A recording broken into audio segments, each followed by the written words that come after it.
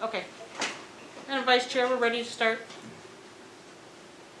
Okay, so I'm looking for time.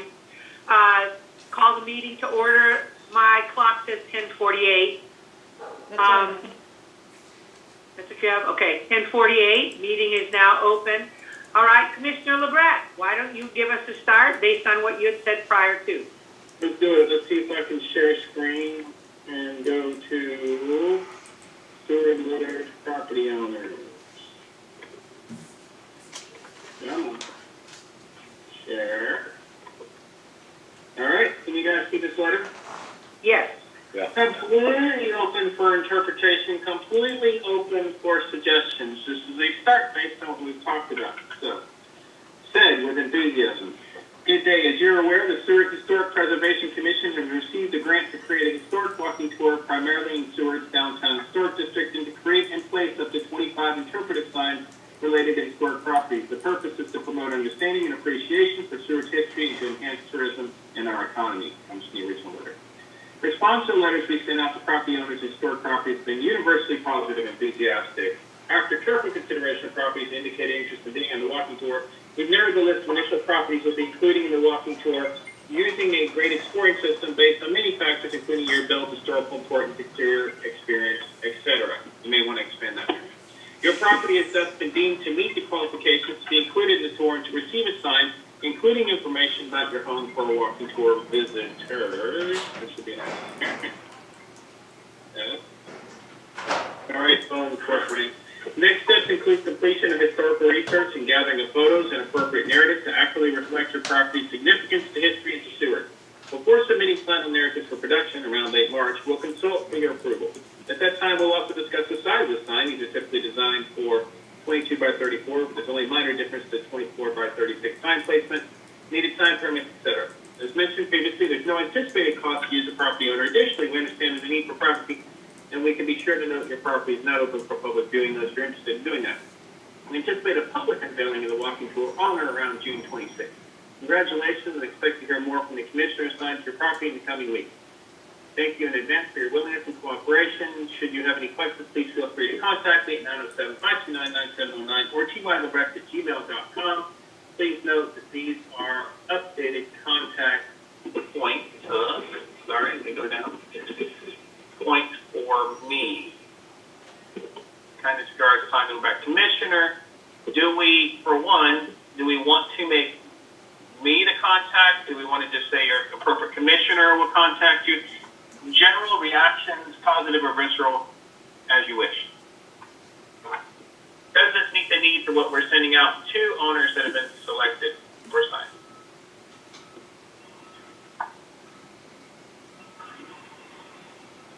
Try to make it safe to the home service. Can you make that bigger so I can read it? Thank you. Yeah, I keep forgetting the touch screen and I can do that. So there you go. Tell me when to move it down.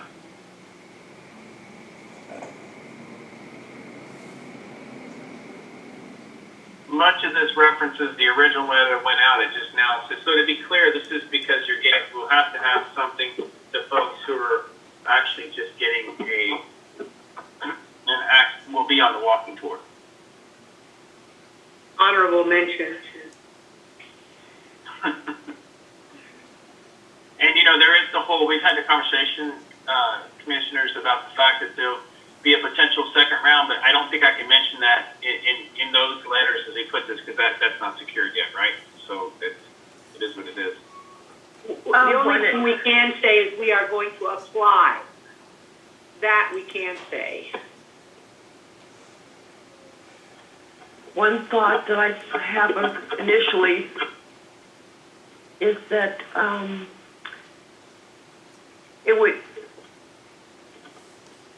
I'd rather find out about the sign size sooner than later, because this looks like we're going to wait till all this stuff is done, and finally you can tell us what sign size you want, but we need to get these permits out. So I think I would suggest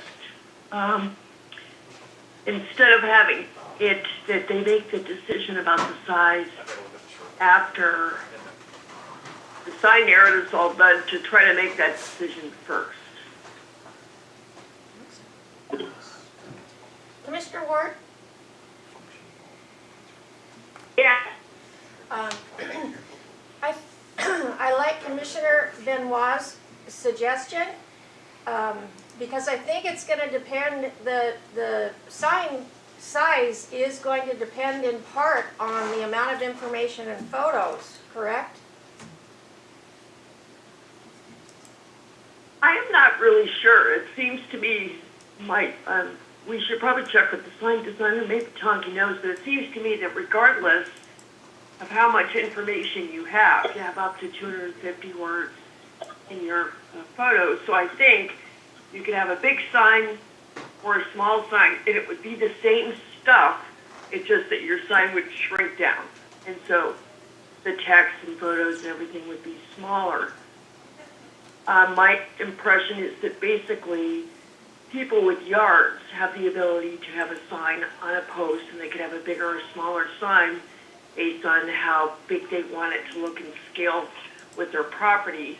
But obviously buildings like downtown that have no ability to have a sign on a post, it's going to have to be on the side of their building. And some people may have properties with fencing around their property, so that people are like walking into their yard. They're, the logical places to put it on the outside of a fence. I just had this conversation, or started having a conversation with a property owner today through email. They have a yard, and so in my opinion, I'm envisioning a sign on a post outside near the street where people could walk up and read it. And they made a comment to me, email, like, well, we kind of like to have it on our house instead of on a post. So we're going to have that discussion, because you would expect that unless these property owners want people like walking in their yard and walking right up to their house to read a sign, which is invasive of their privacy, plus it's hard for people to see or realize that it's there if it's not out close to the street. I think we need to maybe have some discussions, like if that's even an option, so that we're not confusing the issue, I guess. the other thing, Marianne, let me see if I'm, the other thing that I would suggest is one of the things that occurred when we were doing the restoration on our house. The city easement goes way into properties. So, as a matter of fact, on our property on 2nd Avenue, the city easement practically was in our front living room. It's an old house, and so, it's been here 100 plus years, but I didn't know how the city easement on all the properties may affect sign placement.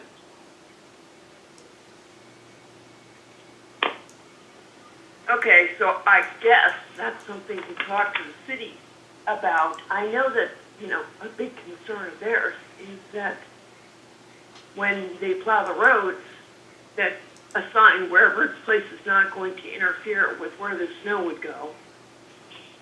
So that's one thing, but as far as, I'm sure these people don't want, like, the sign in the middle of their yard, if it was me, I'd prefer to have it out as close to the street as possible.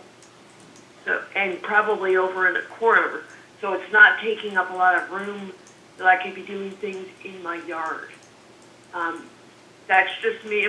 I'm not sure how other people feel, but then wherever that spot is, I guess, is the city okay with it? Like, is it far enough back from the street? That's what I was kind of thinking when we were working with the city development department. When we had to do some remodeling in the front of our house, we had to get their permission because that's in the city easement. And the caveat for us was it had to be removable. If we couldn't put anything permanent in the city easement. So that's why I'm mentioning it. There was some specific rules that came into play with the city property, front and back of our property.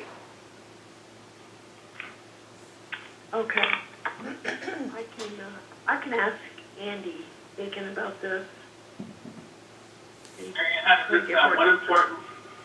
One important time-critical item will be the need to establish the size of sign to be placed in your property. Signs are typically designed in 22 by 34 or 24 by 36.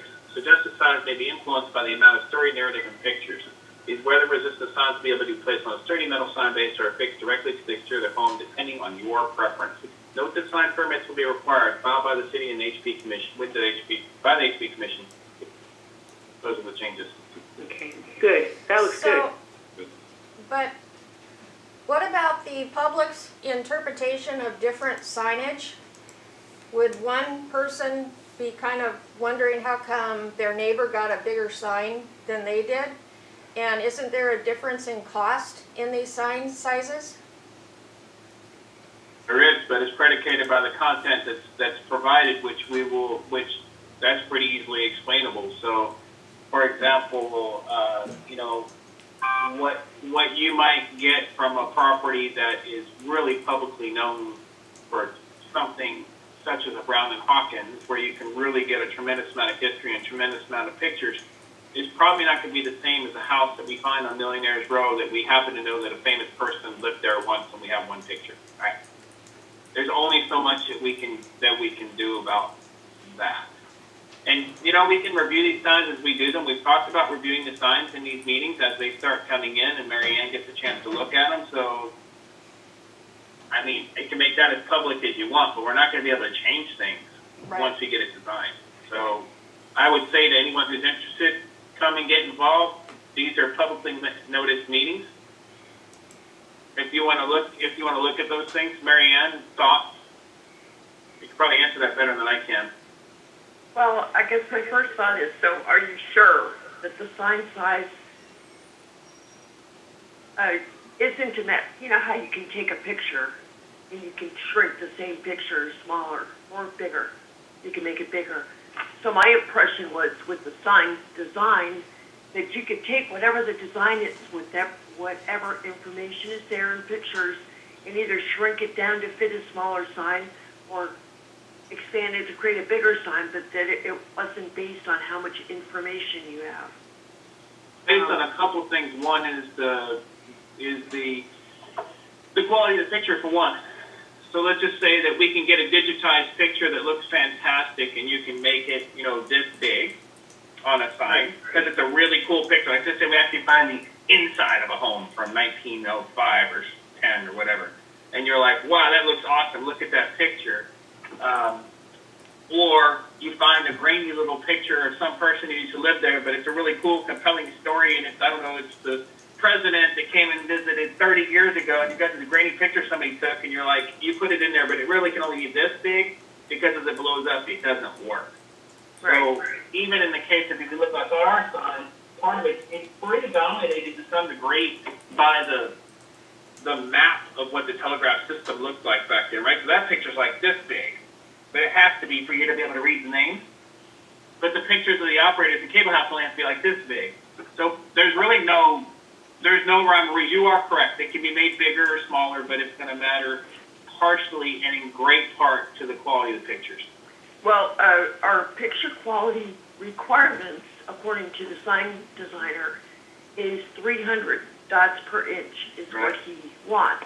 But he says, like you say, if you have a smaller picture, if you have something that's not quite that high resolution, you can still use it on the sign. It's just that the picture has to be smaller on the sign. But we're striving for 300 dots per inch. Yeah. I don't know if that answers the question or not. Does this letter basically meet everyone's needs? May I? May I speak? Yeah. Okay, thank you. As far as this 6-foot setback, can you include that in this letter? Because I don't know that the public is aware of this. So it's going to be further into their yard, which may require, if they're tedious in their lawn care, cutting the little grass around the post. And I support not having signs on houses. This particular owner may be really happy with this, but a future owner may not be happy with it. That's just what I think. Other than that, I think this is great.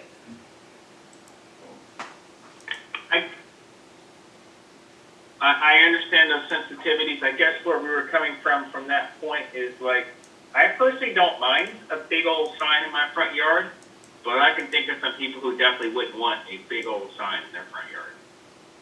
Well, plus the other thing I would say is some of the buildings, if you're downtown on 4th Ave, there's no place to put a sign. It has to be on the building. But that's business district. We're talking about residences, aren't we? Not necessarily. This is all of them. Well, this letter's for all of them, but it's a good question because, for example, what if somebody wants to put a sign, they have a house, and they just want to have a small sign and they want to have it on their house.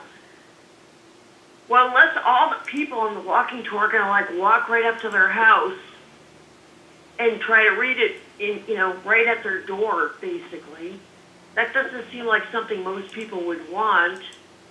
They may not want to have a big sign out in their yard, but at the same time, if it's on a walking tour, I think you have to make it visible enough that people can find it and see it. You know what I'm saying? Like, I guess I'm just torn about that thing about putting it on the house.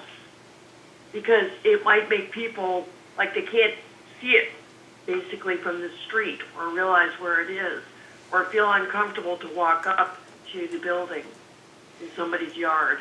So I guess the question is that a good option to have, people select if you want it on your house or on a post?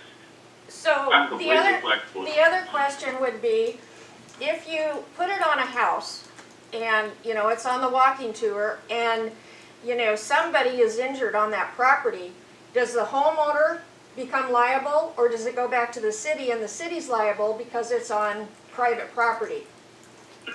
That's an excellent point.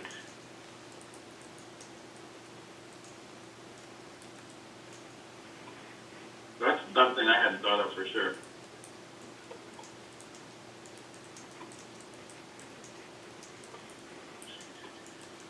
Well, I guess my input would be, I don't think this letter is an instructional letter. I think it's a congratulations, you're included letter. So I think we could probably get really deep in this instructional letter, but I think I could put something on there. We had talked about that they're going to be required to sign, at a later time they're going to be required to sign an agreement that will lay out the specifics of the pleasure of having the sign and having, right? Because there's going to be some things like you can't take it down 6 months from now. So I could note something about that, there'll be a sign posting agreement that'll be coming your way in a subsequent email. And then we can put all that stuff in there. I think that when I talk to homeowners or when I talk to interested parties, I have said that they would have final approval and that they would be included in the final decision regarding the signs in their yard. So I think what you just said, Commissioner LeBrecq, is this is the initial letter, but each homeowner will be dealt with individually as we do the permits. And at that point, we may be able to negotiate with each homeowner. I do believe that the liability is a question that probably needs to be asked.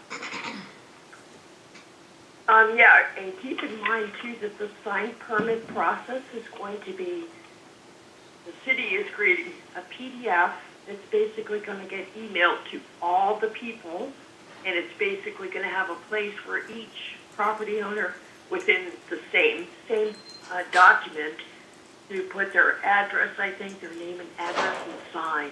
So it's not like each property owner is going to be dealt with individually with a separate permit.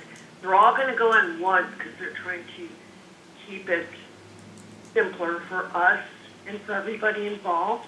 So that's why I'm asking for people to find out in advance what sign size do they want and email address, because then the city's going to send this one permit Well, see, this is, Marianne, this is the first time we've talked about our responsibility in terms of finding out size sign. I mean, I've probably talked to each one of my 7 people 2 or 3 times, and I've never asked them. I basically said, once we have everything put together, then they would have final approval.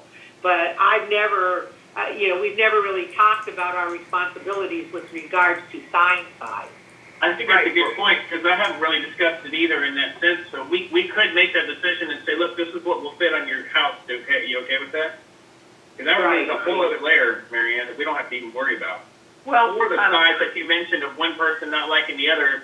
If somebody's like, why did I get a bigger sign? So say, because the person next to you wanted a smaller sign, whatever.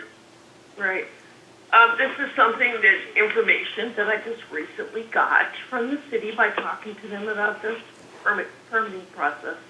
We're kind of working through this as we go to make it as easy as possible. So, for example, last night I sent out emails to the people I'm working with and just said, hey, this is just following up. This is where I'm at with your sign right now.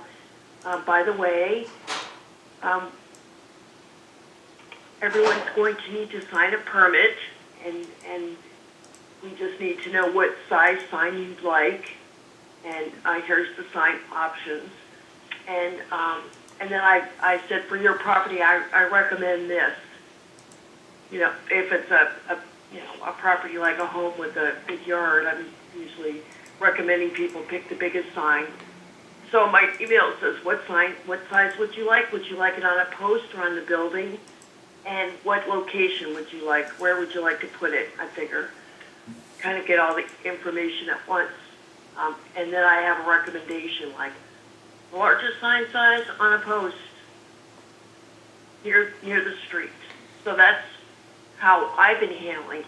And I just did that, sent something last night. I could send a copy of what I'm doing to you. Yeah, I was going to say, could you forward that just so that we're all saying the same thing? Sure. Because I haven't addressed that at all. Can we remove the part about the sign being on the house with residential homes?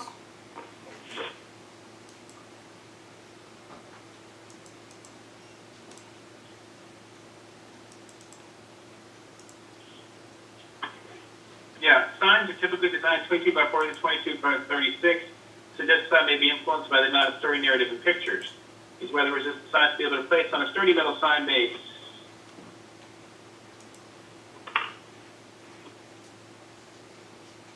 Also, the letter we sent out previously to everyone had 3 different sizes of signs. This only has 2. So I suggest that it's exactly the same sizes as we already told them before. Do you remember what the third one was, Marianne? I'm sorry about that. It was one was like 17 by something or whatever. I can't remember off the top of my head. I think I have it. We had 24 by 36 and 22 by 34 and 12 by 18. Good call. Okay, signs are typically designed in 12 by 18, 22 by 34, 24 by 36. Suggested size may be influenced by the amount of story narrative in pictures. These weather-resistant signs will be able to be placed on a sturdy metal sign base. Note that sign permits will be required, filed with the City by Speed Commission, as well as a simple signed agreement regarding appropriate setback and access maintenance of your sign. And yes, I'm sorry, but you are responsible for removing snow and stuff so people can get to it. That's what I'm inferring, but the city's not going to do that. We're not going to do that. If you get a free sign, you get to make sure that it stays shoveled. As mentioned previously, there's no anticipated cost to you as a property owner. Additionally, we understand the need for privacy. Be sure to note your property is not open for public viewing unless you're interested in doing that. I don't even want to. We are saying, well, be sure to note your property is not open for public viewing unless you're interested in doing that. We anticipate a public unveiling the walk tour on around June 26th.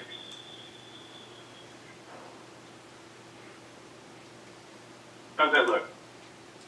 Good. You want me to move up or down? No, I think it looks good.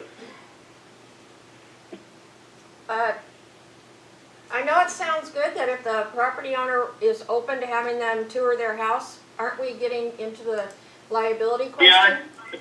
I thought about that too. As mentioned previously, it's an anticipated cost use. Additionally, yeah, I understand the need for privacy, and the sign will note appropriately if this is a private home, something like that. I think would probably be better. Agreed. What do you guys think about that?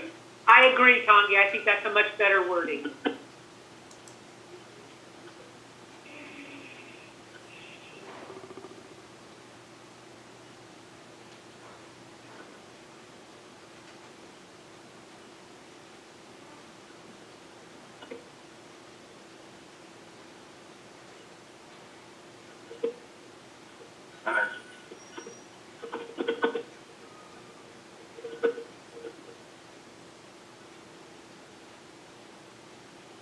If they see somebody standing in their front yard, I've done that, and you want to invite people in, that's up to you. But that's up to you. Correct. I like it. Conversations. Okay, so as mentioned previously, there's no anticipated cost to use the property owner. Additionally, we understand the need for privacy, and the sign will note that these are private homes and that please respect this privacy. That's not exactly great wording. Well, we'll fine tune it when we get the walking map put together. Yeah, we can do. I think you might want to say something to the effect is we understand the need for privacy, and when appropriate, the sign will note these are private homes. Because if you're on Brown and Hawkins or you're the passenger depot, that wording may not necessarily be appropriate. Right. Because they want people in the building.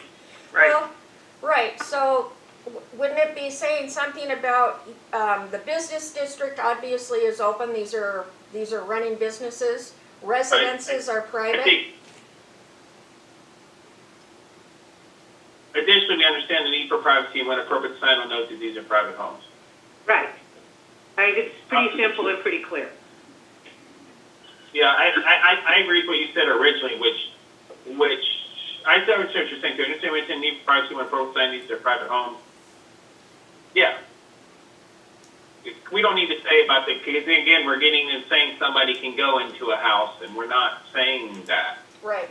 Or go into a property. It's, maybe they're open, maybe they're not. Maybe the railroad depot becomes a non-commercial building at some point, becomes a home. So we're not going to get in. We're just going to tell the history. And we're going to Yeah. say, where appropriate, I could reword that, but I think it's probably okay. Additionally, we understand the need for privacy when appropriate, the sign will note these are private homes. That's it. And when they're downtown in the business district, that will be self-evident that they can go into those shops. I don't think anything is self-evident in this day and age. So I think you have to be pretty specific. I like the way this letter is not basically going into the details of do you want it on the house or do you want it on a post and all that kind of stuff. But I still would like to see if you guys have, have we landed someplace about whether these properties can or should have signs on homes on the side of a building? Or are we just going to ignore that for now until we find out about liability?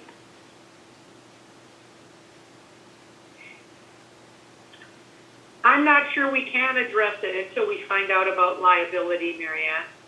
Okay. Since I've already kind of opened that conversation with some of my people, I just want to make sure I'm going down the right path here. This letter seems to be fairly general, just notifying property owners and business owners that they will be including a sign. It's not a totally inclusive letter, and I think we have to contact each property owner individually and maybe have that discussion. Okay. I don't think we need to mention anything about whether you're on the walking tour, but just don't have a sign either, because we've been telling that to people. We've been saying if they were not on the funding line, we've been saying, hey, we're going to include you. So it can't be a one-size-fits-all. We can certainly do the second letter that's just, we're going to include you on the walking tour. But like the Seward Hotel is not what didn't apply originally, and I'm in conversation with her, and I've let her know that we'll hope to do that next time, but we can put them on the tour. sign.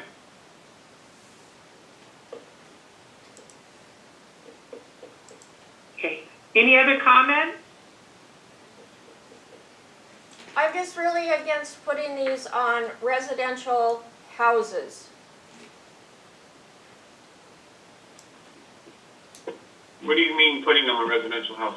I think that the sign should just be on the setback, not, attached to the Well, home. there's nothing, I fixed that for what you said, so it says suggested size may be influenced by the amount of storage, weather resistant signs to be able to be placed on a sturdy metal base. Yes, I know you did. There's nothing on there about being on the house. I know, but Commissioner Benoit is wanting to wait until we find out about liability. And I think liability is a big issue, but even in, having to divert them from, the walking walk up to a house, I just think it should be uniform, except for the Yeah, businesses. I agree. Also, I feel like some of these places maybe they're bed and breakfast, and so reason they love to have a sign is because it's helping to kind of advertise their business a little in a way. But I feel like this is about a walking tour, a historical walking tour that should be open to all people walking around taking the tour, and not just something that's going to be supplying information for their bed and breakfast guests, which if it's on the house, it's kind of like the only people that are really going to see it are their customers, or if it's open to the public and they can see it and realize where it is. I just think it'll be confusing, so I just think it's better if it's out near the street so it's more accessible to all people.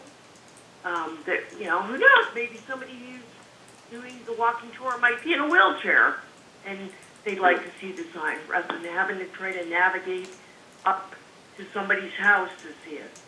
I mean, Well, Mary the more Ann, I think about it, the more problems I think of with that idea. they could always decline to have a sign if we just go uniform, right? Because we know we're going to run into some of that. Some people are going to not ever come up with the information. We just can't find enough or whatever it is. And it doesn't work out, or they change their mind, or they sell it midstream, there's things that are going to happen. So we are going to give a sign agreement, and it's going to say things like you can't remove your sign for X amount of time or whatever, and you need to shovel your snow around it. I would not be surprised if there's at least one person who says, I'm no longer interested, then you move to the next. So we can certainly say that, and the house will be, the sign will be on a metal signpost of this size. And they might say, well, I don't want a metal signpost. Well, then. Okay, so does that mean that what we're saying is, as a commission, that we want these signs that are going to be in residential properties, not businesses, to be on signposts out near the street, and not attached to a house? That's what I vote for.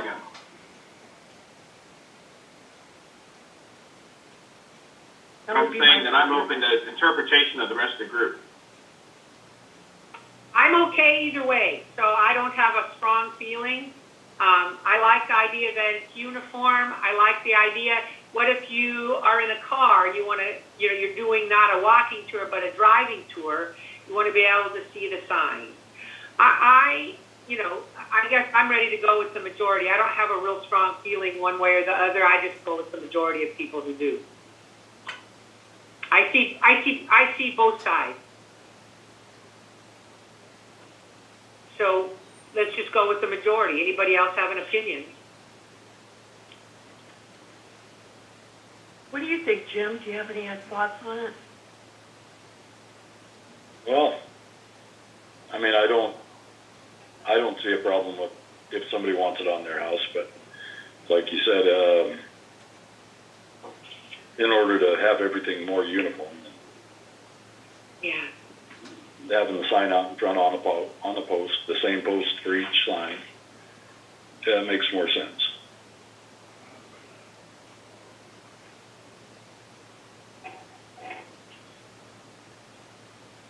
I mean, I guess we could put this off until, kind of, I guess we can't vote on it anyway in this kind of a meeting, No. but we could try to gather some information on the liability, because my guess is if somebody walks on your yard and then you're liable if they fall down on the way to the sign, that's going to make people say, well, no, I don't want that to happen, so I'll have my sign out on the city right away near the street. Well, as a commission, we could just make it uniform and on residential homes, do the post out in front, and on businesses, we attach the sign to the business on the exterior. And then it's uniform. I like that. And the only difference would be sign size? Yeah, Well, Okay. actually, I do have a thought about that because, for example, Resurrect Art Coffee House, I've already talked to them about a sign and talked to them about having it on a post out in the front near the sidewalk because they have a garden. And so in that case, their building is not down, it seems like that makes sense for the building. Businesses on 4th Avenue because they have no yard, so to speak. But some of the businesses like Res Art do, and it makes more sense for them because they don't really have a good spot that I remember up on the building. Yeah. But they do have a good spot for a sign post. So if we were to do something uniform like that, it kind of creates a problem the other way. well, couldn't we put in a What clause? we offer, I think the one thing we could do is for the businesses who have no yard, we could offer them a sign on the building. But if, I would think a business could decide if they have a yard or no yard.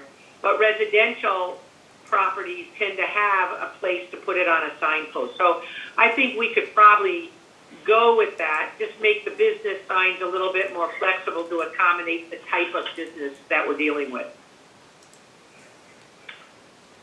Sounds Right, good to me. and also keep in mind that some of the residential folks, for example, I'm working on the Quonset huts on 6th Avenue.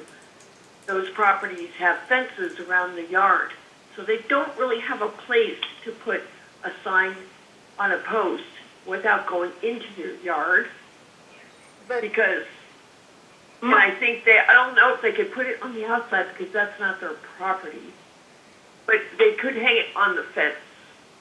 What I was going to suggest to bring this kind of to some kind of closure, so we could get to your research laydown, Marianne, is that maybe for the next meeting, if we could do a survey of the properties we've been assigned and bring back some information. In the meantime, I think we could probably just send the letter out as is.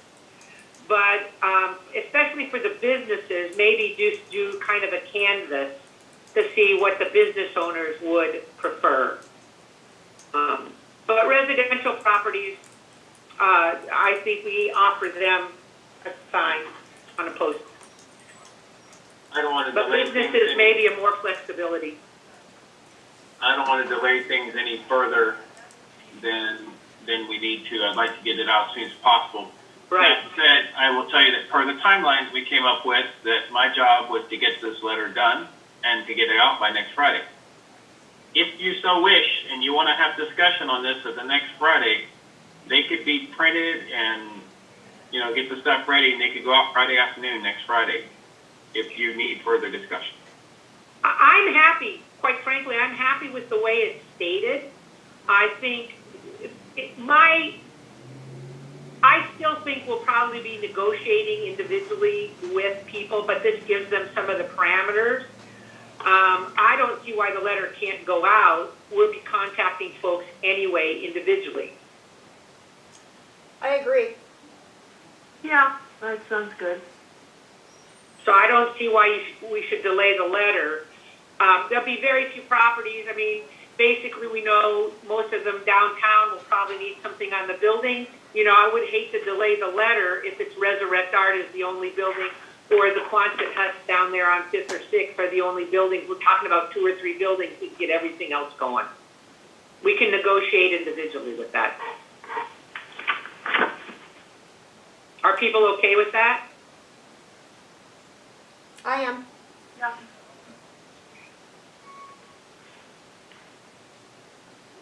Tongi, are you okay with that? Yeah, no, I'm fine. I was waiting. I'm seeing Deputy Clerk raising her hand. I was waiting for her to say something. I only see one. I only see the person speaking on my computer, so I can't see anybody else. So Karen, if Karen has her hand raised, go ahead and speak, Karen. I just can't see you. No problem. Commissioner LeBrecq, I was just gonna state when, the letters, in a final draft form, if you could send that to me. I do need a copy of it for a laydown for today's work session. And then when it's, ready to go out, just email it to me along with the mailing list for who it needs to go to, and the clerk's office will take care of printing those and mailing them out. That sounds great. Did you have a second letter that, to the people that are basically round two? No.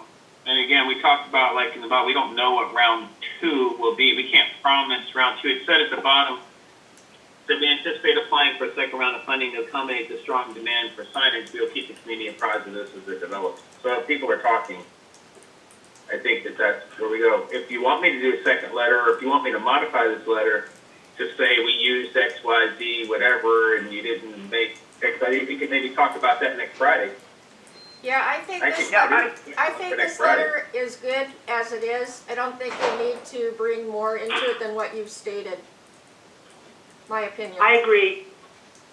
No, I think this letter is good to let the people who are going to get signs know that, but I think it would be good of us to communicate with those who are not on the initial list and let them know. Yes. Because otherwise they're just going to wonder, and they need to know if they're going to get a sign. So why don't we do that at the same time?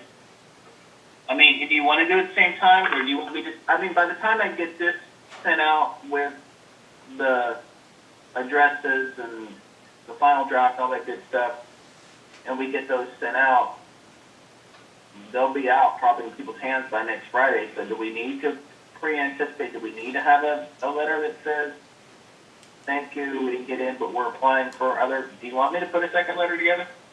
And do we need to wait until next Friday then to discuss that letter, since we're not voting on anything?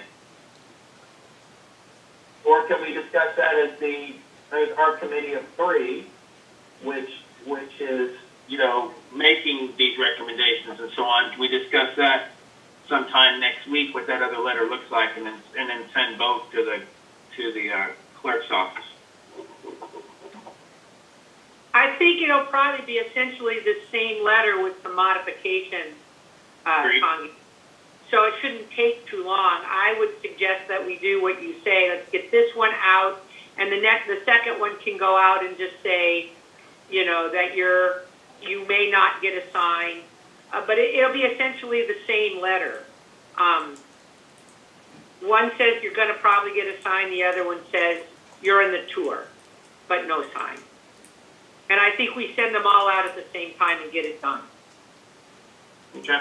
All right. Is everybody happy with that? Yep. Yeah.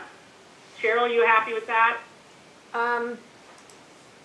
Mostly, I'm a little concerned about having people on the walking tour that didn't qualify for the sign this round.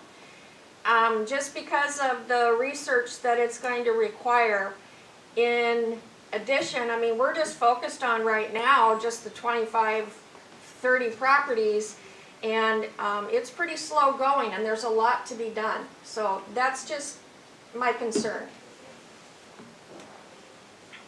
In talking with people, we have told them they will all be on the tour, and if all we have is the name of the property and a date on the property, that's all that will be on the addendum. Okay, perfect. Yeah, it'll be. It wasn't, we recognize that some of the properties, all we have is a date. Yeah, I was talking to Valerie about this yesterday, about the fact that this paper map is another whole load of work that's actually substantial to do. And we talked about this fact that some of these people would have signs, some wouldn't. that, you know, it's going to take a lot of work to get the information, even if they don't have a sign. And so she recommended, she said, well, you know, you could just keep it simple. The paper walking tour map doesn't have to be fancy. It could just be a list with numbers and like the 2 sentences, like blah, blah, blah, house built in 1920. Doesn't have to be anything extensive right now. And the map itself could be historic walking tour phase 1, so that people are aware that as we continue down, we get more information. This is growing and changing, evolving. As more people get more science. So there's no way you're going to do a static map and that's the map. It's going to have to keep evolving. So we probably have enough information on all the people that we sent letters to originally, whether they're getting a sign right now or not, because we know the address, we know the date that the house was built, and if it had a name like the Keating House or something like that. So that could be like as a minimum, the thing that we put, if nothing else, to have them on the tour. Okay, then I agree with Sue to have Tongi just do a little bit of editing, addition, deletion on the existing letter, and, you know, sending that out, informing folks that they didn't qualify for round 1, but that we will be continuing this work, and we'll be in touch. I don't know, Tongi said it really well. Well, no, they'll have contact number from me, so if they need to have it explained, or to the commission they've been talking to, that's totally fine. And there you go. So I'm sending the letter on right now, Deputy Clerk Corrigan, for your laydown. Okay, is there anything else on this particular subject? I'm looking at the time, we've got about 10 minutes. I wanted you to address your laydown, Mary Ann, about researching. Are we done with this topic? Okay, Mary Ann? Okay, so this is just some information I discovered in the last week. I had a conversation with Fred like a week ago, and we got on the topic of like, well, if you're trying to find information, more information you have about some of these properties, and who the various owners have been over time, and just, you know, more basic history, how do you do it? And so he told me that in the past he had gone on to the recorder's office and looked things up. And so I was trying to, you know, after my conversation with him, figure out, like, what does that mean and how do you do that? And I got stuck where I wasn't really having a whole lot of luck, so I just called the recorder's office and said, I'm a commissioner, historic preservation commissioner. This is the kind of stuff I'm trying to do. How can I go about this? And somebody there walked me through. It's not easy or fast, but I figured out ways to try to figure some of this stuff out, which I put down here in this laydown. So the bottom line is, if you go to the recording office, and there's the link there in the laydown, I can show you real quick and share my screen if you want. Yeah. Or just tell you. Please do. Let's see here.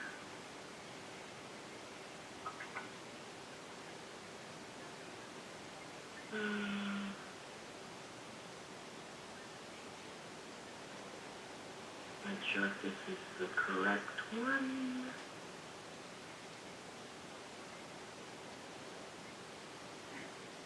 Actually, probably should share something else first.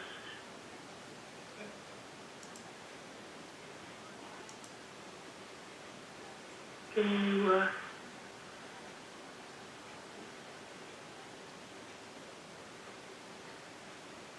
okay. So the first thing you want to do is go to the Department of Natural Resources. I'm clicking on that now, and I'm not sure if can you see their website? Mine didn't work. Okay. Let me see if I can. I probably have to share each screen. Okay, can you see it now? Yes. Yes. Okay, so you're in the recorder's office. The bottom line is that the easiest way to search is on more recent records. So if it's newer than 1970, then you can go down. Well, the first thing you do is go to searches and go to RO search menu. Okay. Marianne, we have about 5 minutes left. Okay. So the bottom line is, once you're here, if you are doing a recent search on a property that's newer than 1970, and you know the property owner, you can do a name search and you can look for them like that. If it's older than 1970, what you have to do is you have to go to historic book search. Okay? So once you're on that, basically you're going to go here, you're going to select your district is Seward, you're going to say historic search. From there, you have to pick Seward again as a sub-district. And then there's two places you basically going to be. The first one that you're most of the time going to start with is general index. You don't put anything here worth the date. You just say, click on historic search. So then what happens is you can start seeing records back to 1904. Wow. It's showing you the dates, okay? And it's also showing you the book numbers and the page numbers. And those are places you go to get more details. But these letters, what's interesting is if you have a name, like you have a house that you're searching for, like the Belaine house, where you know that there's a name involved, then you can go into these letters. So if you just say, okay, I'm looking for something between 1911 and 1922, and the name begins with a B, you click on that. Wow. What's going to happen is you have to download the document so that you can look at it. And so basically, I just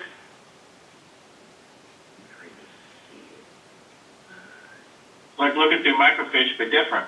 So I just say, I save it on my computer real quick, and then I can click on it and open it. Can you see a document now? It says general index. I see where you. I can. Okay, let me,